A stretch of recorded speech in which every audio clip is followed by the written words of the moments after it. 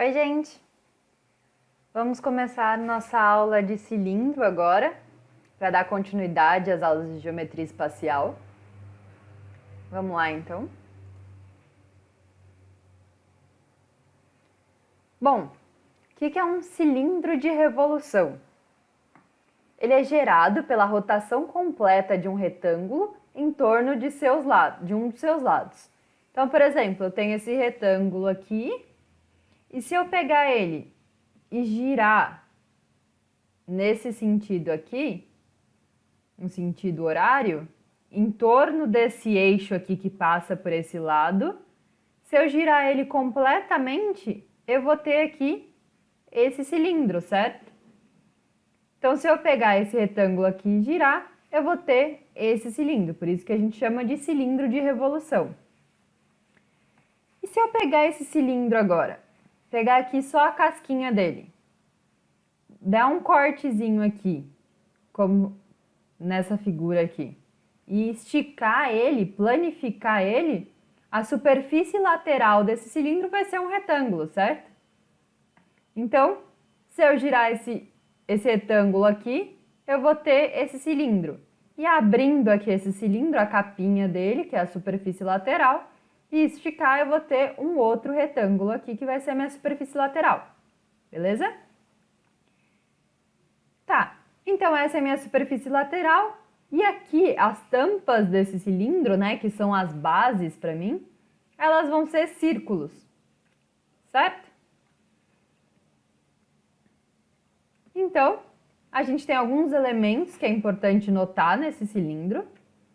A gente tem aqui que BC, que é o lado aqui que girou, nesse caso a gente girou aqui no sentido anti-horário.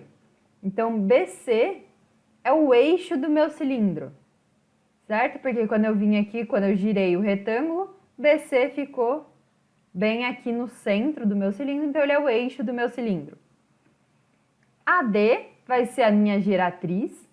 Lembra que na pirâmide também a gente tinha a geratriz que ligava a base até o vértice. Então aqui a AD vai ser a minha geratriz, que é a mesma coisa que minha altura, né? G igual a H aqui.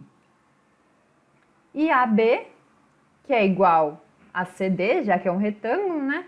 Ele vai ser o raio da minha base aqui, que é um círculo. Então, AB é o raio e DC, raio da base. Beleza. Então, como que eu calculo a área lateral? Bom, a gente viu que a área lateral é só eu abrir aqui esse cilindro, então eu vou ter essa superfície lateral que vai ser um retângulo. E como que eu calculo a área de um retângulo? Base vezes altura, certo? E aqui, essa base do meu retângulo, ela vai ser aqui, essa superfície aqui que eu abri, né? Vai ser esse contorno da minha circunferência. Vai ser a circunferência aqui da base, vai ser esse lado do meu retângulo.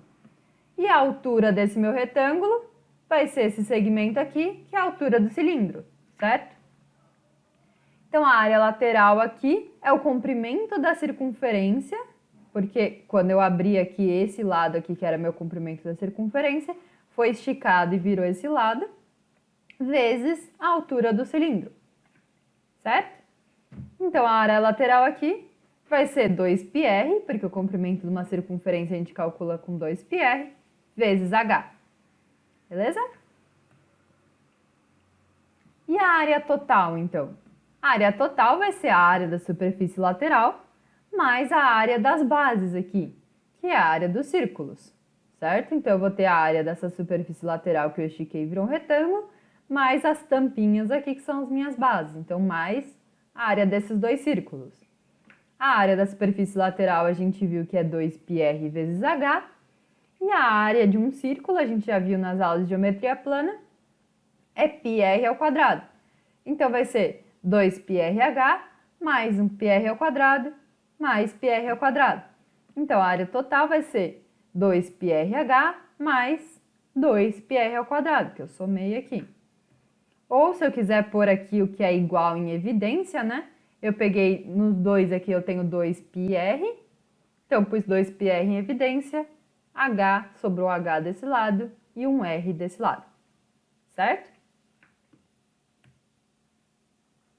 E o volume, então, do meu cilindro vai ser a área da base vezes a altura. Só isso. Então, o volume vai ser a área da base, que é um círculo, πr ao quadrado, vezes a minha altura. Então, é como se eu tivesse vários círculozinhos, né? Um amontoado em cima do outro, tanto círculos quanto a altura. Então, por isso, πr ao quadrado vezes h. Então, vamos para um exercicinho aqui para ver se a gente pegou. Então, um cilindro circular reto de volume 20π centímetros cúbicos tem altura de 5 centímetros. Então, a gente tem um cilindro, né? O volume dele é 20π, ele tem altura de 5 centímetros. Beleza? Sua área lateral em centímetros quadrados então ele quer a área lateral. A área lateral, como eu calculo? 2πr vezes h. Então, vamos substituir o que a gente tem. A gente tem o 2π, é número, né? Então, eu copio. A gente não tem o r, então a gente vai precisar descobrir esse r. E tem o h aqui, que mede 5 centímetros. Beleza, então. Para eu calcular a área lateral aqui, eu vou ter que achar esse rzinho primeiro. O que mais que ele me deu? Ele me deu o volume, né? O volume aqui é 20π, a fórmula do volume é πr ao quadrado vezes h. Então, se eu substituir aqui, o volume é 20π, e aí a fórmula πr ao quadrado, h igual a 5, ele falou aqui. Então, beleza, eu vou achar o meu rzinho que eu preciso para conseguir substituir na fórmula da área lateral. Então, primeiro, tenho π dos dois lados. Vou dividir os dois lados por π. Aí esse π some e esse π some. Sobrou 20 centímetros cúbicos, é igual a r quadrado vezes 5. Passei o 5 dividindo. Lembra aqui da análise dimensional, né? Meus centímetros cúbicos dividido por centímetros. Vai subtrair os expoentes, né? Vai ficar centímetros quadrado e 20 dividido por 5 dá 4. Então, r ao quadrado é 4 centímetros quadrados. Mas eu não quero r ao quadrado, eu quero só r. Então, vou jogar raiz dos dois lados. Esse quadrado vai cortar com o 2 da raiz aqui. E aí, o 4 a gente vai fazer. Então, r, e aí, raiz de 4 dá 2. Centímetros quadrados também corta aqui na raiz, fica 2 centímetros. Então, achamos o r, só volta lá na fórmula e substitui, tranquilinho, né? Então, só substituir o r aqui, 2 centímetros, e aí fiz a conta. 2 vezes 2, 4, vezes 5, 20, 20π centímetros quadrados. Tá aqui, resposta aí. Facinho, né? Só colocar na fórmula. Então, aqui, a seção transversal. A gente já viu também em pirâmide, seção transversal. E aqui, como a gente tem um cilindro, vai ser o círculo formado pela intersecção do plano alfa, paralelo à base aqui, e distante D da base superior. É só, quando você interseca um plano paralelo às bases, você vai ter um círculo aqui e essa é a seção transversal do cilindro. Como que eu calculo a área da seção transversal? Bom, no cilindro aqui, essa área da seção vai ser igual à área da base, né? Dá para ver aqui, meu cilindro aqui é igual essa medida é sempre o mesmo raio aqui, né? Não importa onde eu cortar. Então, a área da seção vai ser igual à área da base, que é πr ao quadrado. E aí a gente tem uma parte nova aqui, que é a seção meridiana. O que é a seção meridiana? É um retângulo formado pela intersecção com um plano que passa pelo eixo do cilindro.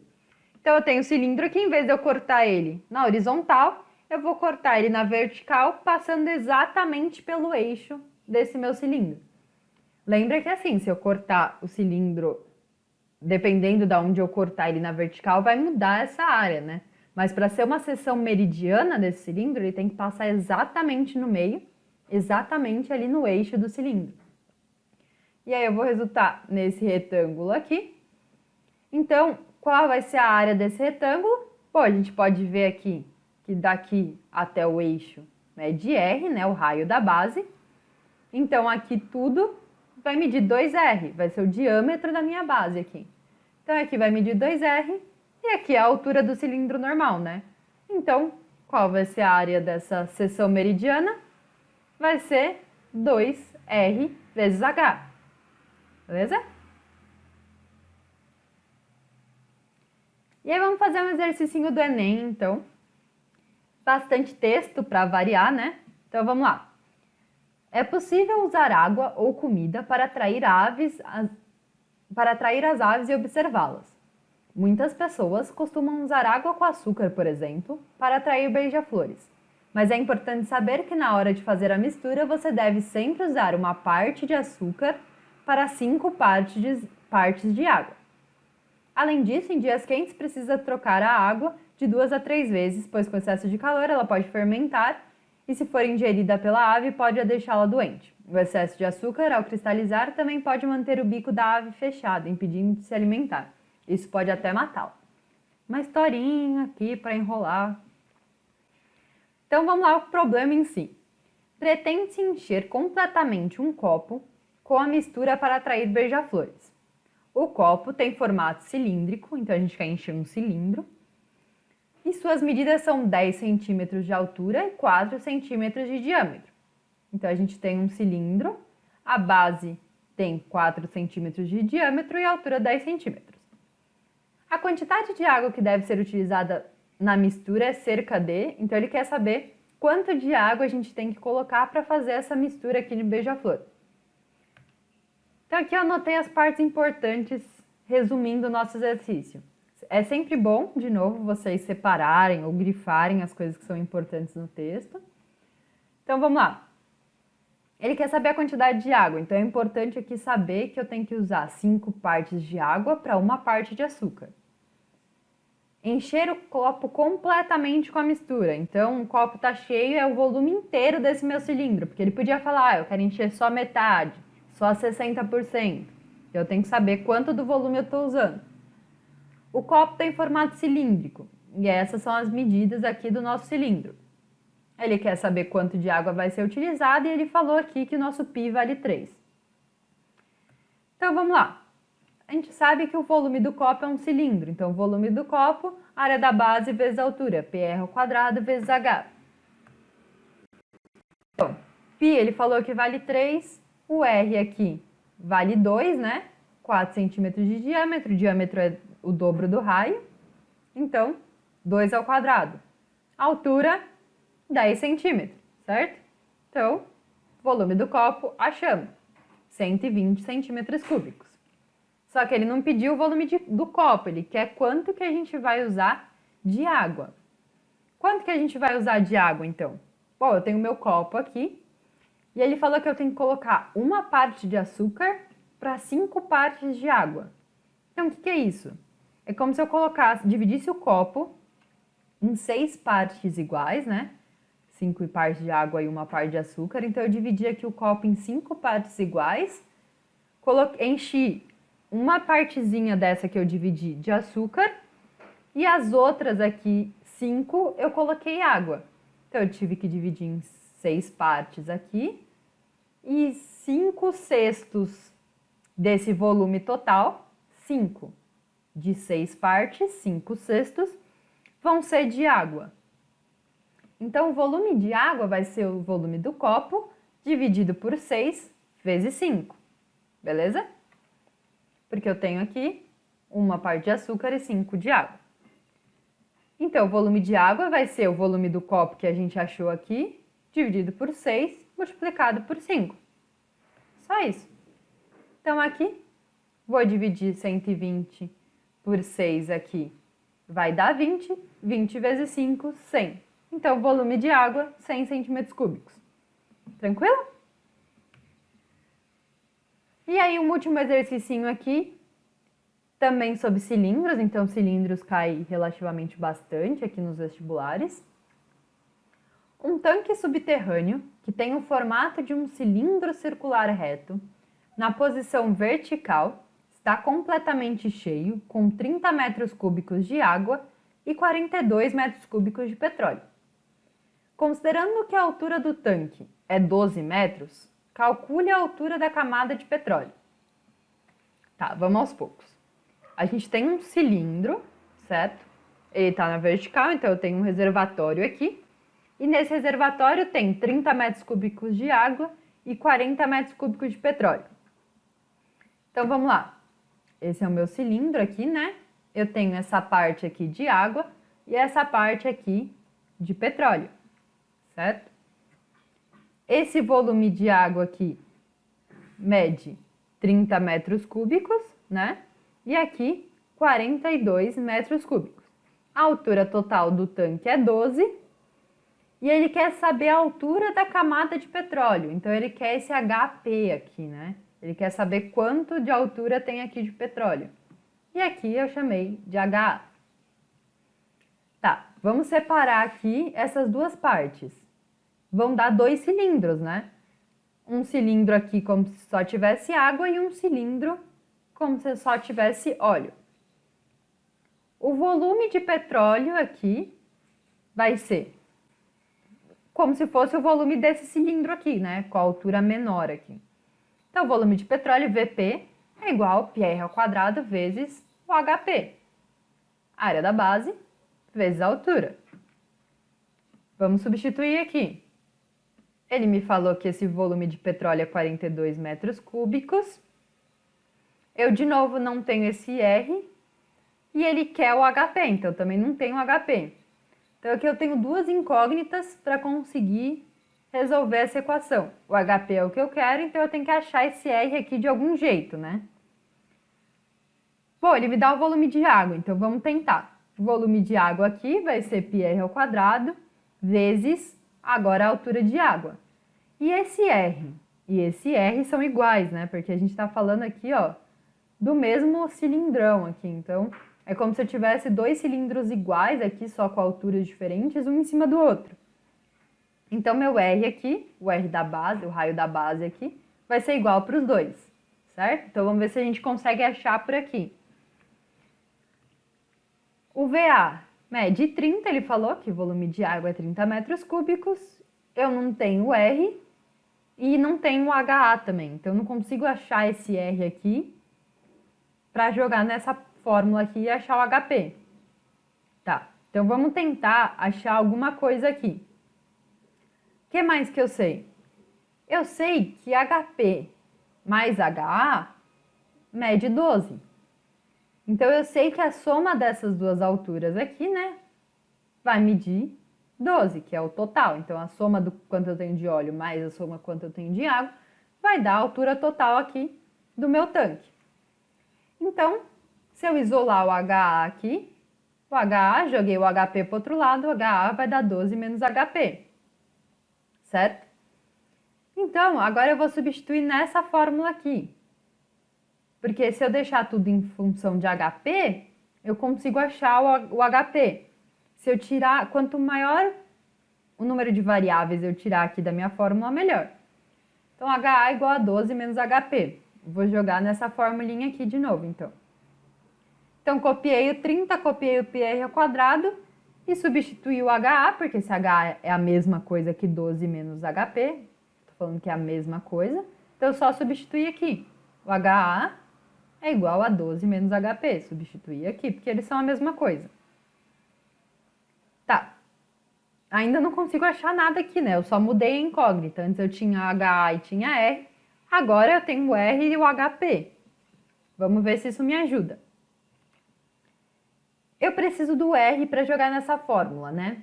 Então, vamos tentar deixar o R sozinho aqui para substituir nessa outra fórmula aqui. Vamos ver se a gente consegue chegar em algum lugar. Bom, eu deixei o R sozinho. Então, o R ficou sozinho aqui. E joguei tudo que estava multiplicando o R para o outro lado. Dividindo, passei dividindo para cá. Então, ficou 30 sobre π vezes 12 menos HP. Beleza? E aí, como R ao quadrado é igual a tudo isso aqui, eu vou jogar nesse r ao quadrado aqui em cima. Então, ó, copiei o 42, copiei o π, o r ao quadrado, eu substituí por essa coisa que a gente falou que é igual. Então, 30 sobre π vezes 12 menos HP. E aí, copiei o HP aqui, que sobrou. Beleza? Só substituir isso aqui nessa forma. Tá. E agora? Olha, agora eu só tenho nessa equação aqui, eu só tenho uma incógnita. Só tenho o HP de incógnita, que é o que eu quero achar no meu problema, né? Então, se eu resolver agora essa equação, eu acho o meu HP que eu queria. Então, ó, quando você tem aqui, primeira coisa, você tenta achar a incógnita que ele quer. Então, eu peguei, ele me deu volume, então eu tentei pela fórmula do volume. Não deu, caí em duas incógnitas aqui. Tem algum jeito fácil de eu achar esse r ao quadrado? Tentei pelo VA, não achei, também achei uma outra incógnita. Travei aí. O que mais que ele me dá no exercício? Eu vou ler de novo o exercício. Ele me deu os volumes que eu já usei e só a altura mais do tanque inteiro. Então, eu vou ter que usar essa altura aqui de algum jeito. Por isso que eu achei essa relação aqui.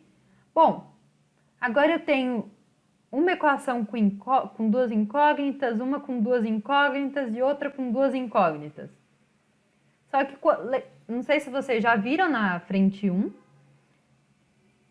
ou na frente 2, eu acho. Eu consigo resolver um sistema de equação se o número de equações for igual ao número de incógnitas, né? E essa solução ser possível. Bom, se está dando meu exercício, a solução é possível, eu já parto desse princípio. Ele não está me perguntando se é possível ou não, então é possível, eu só quero achar a altura.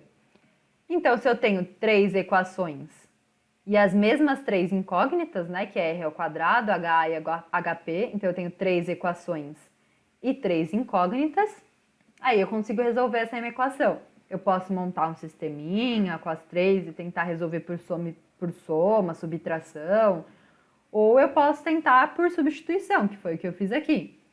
Então, eu peguei o HA, joguei aqui, porque aí se eu substituísse o HA por HP aqui, tirava já uma incógnita, aí eu fico com duas equações com duas incógnitas, que é o R e o HP, né? Aí aqui também fiquei com o R e o HP.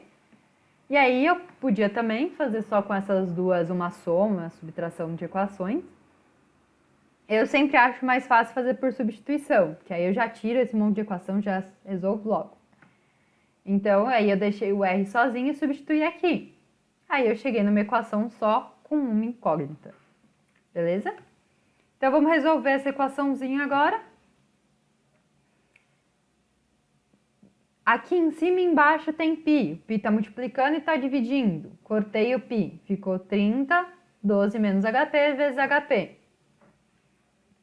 Joguei o 12 menos HP que estava dividindo, multiplicando, então ficou 42 vezes 12 menos HP é igual a 30 vezes HP. Fiz aqui a distributiva, então multipliquei 42 por 12 e 42 por menos HP, ficou 504 menos 42 vezes HP igual a 30 vezes HP. Jogo tudo que tem incógnita para um lado, tudo que não tem incógnita para o outro. 42 passa somando para o outro lado, fica 72 HP igual a 504. Passo 72 dividindo, HP igual a 7 metros. Então, achei aqui a altura da camada de petróleo que eu queria. O exercício trabalhoso, mas se você ver aqui o exercício da VUNESP, ele não tem muito texto, normalmente ele não enrola muito, então as informações que ele dá aqui, eu tentei usar elas do jeito que eu sabia. Saí jogando uma equação dentro da outra aqui, achei, é mais trabalhosinho do que difícil. Beleza? Então, por hoje é isso, pessoal. Hoje a aula tem uma homenagem à Rúbia. E bons estudos para vocês. Até a próxima. Qualquer dúvida, qualquer questão, podem vir me procurar. Tá bom? Até mais, gente.